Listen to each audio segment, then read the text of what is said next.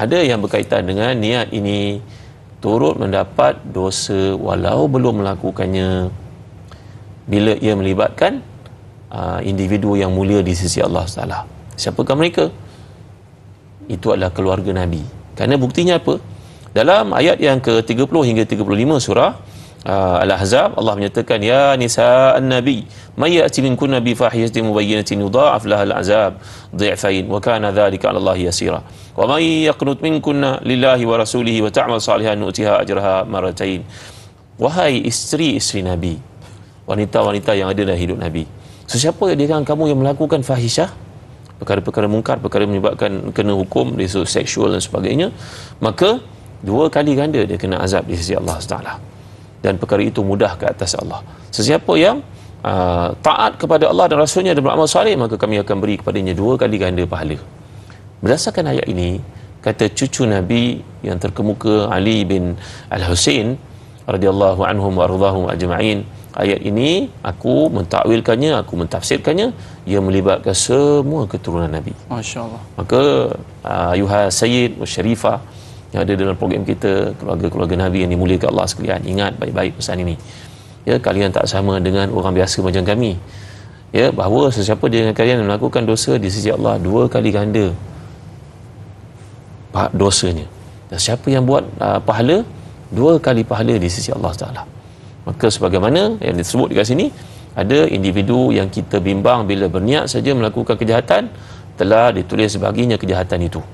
Jadi yang termasuk kat sini seperti kata Ali Zainal Abidin adalah keluarga Nabi SAW. Insan-insan yang punya kedudukan yang tinggi, mereka terkeluar daripada hadis ini, maka kena jaga diri betul-betul daripada melibatkan diri ataupun terlintas untuk melakukan dosa.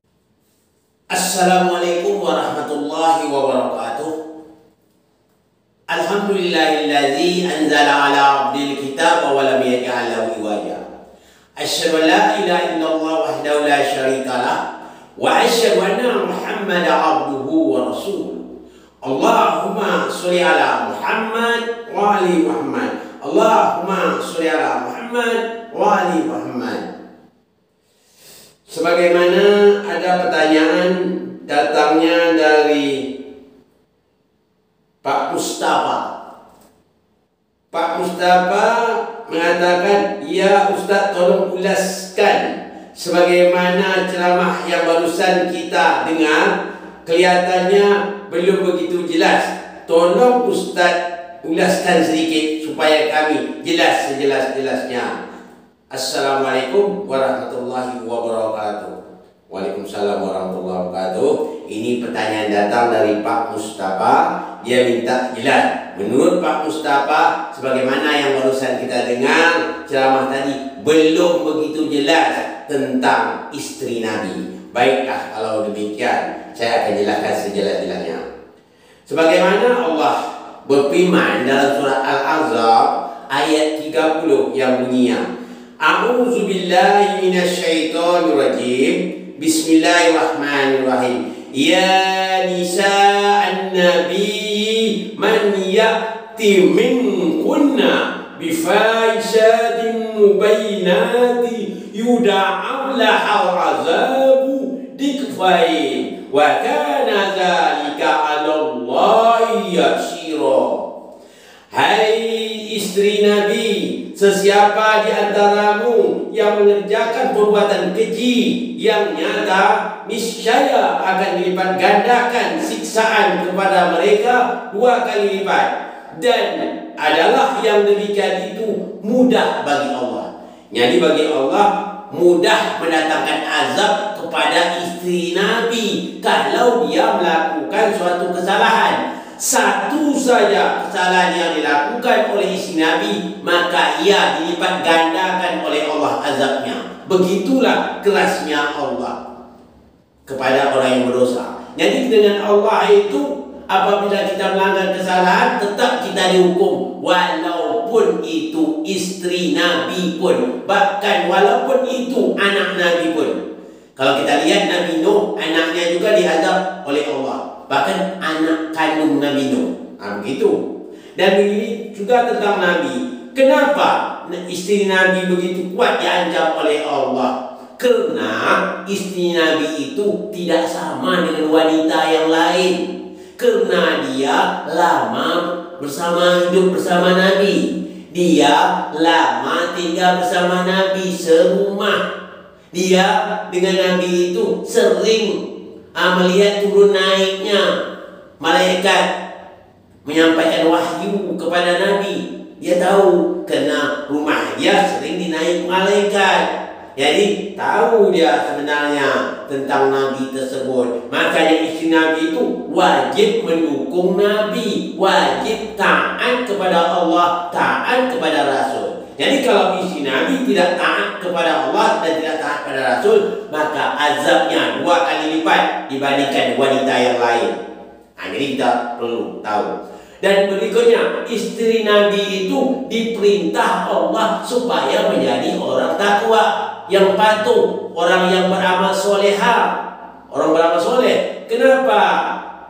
Kalau dia berbuat baik, beramal soleh, juga dilipat gandakan oleh Allah pahalanya untuk istri Nabi. Jadi beda juga dengan wanita lain.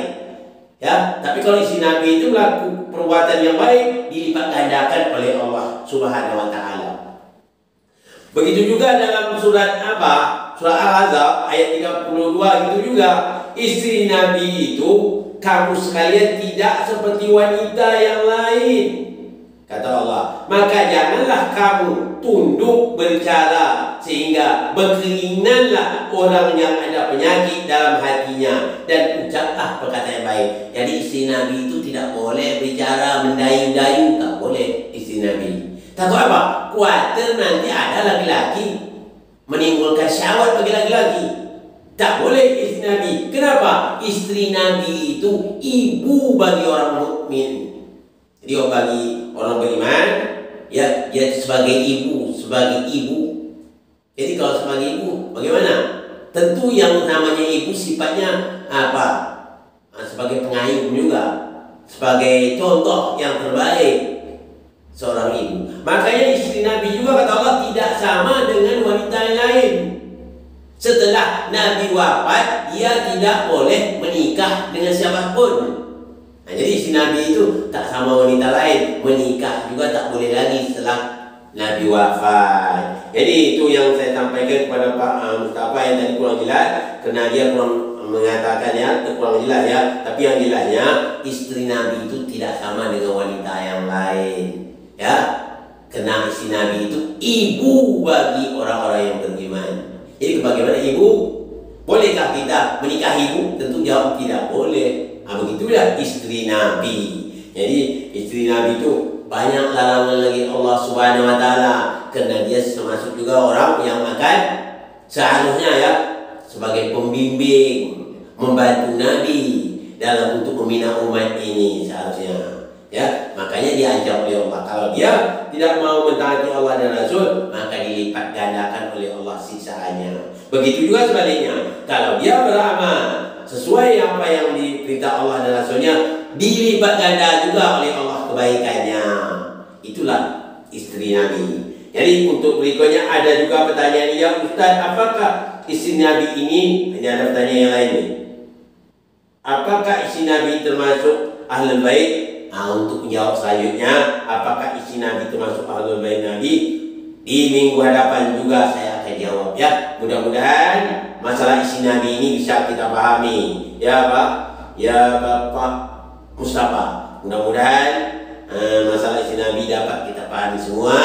Kalau juga belum ada yang paham ya, boleh menghubungi saya lewat WhatsApp ya, atau lewat telepon saya. Mudah-mudahan Allah tetap bersama kita. Mohon maaf dari segala kekurangan. Wabillahi taufiq wal hidayah. Assalamualaikum warahmatullahi wabarakatuh.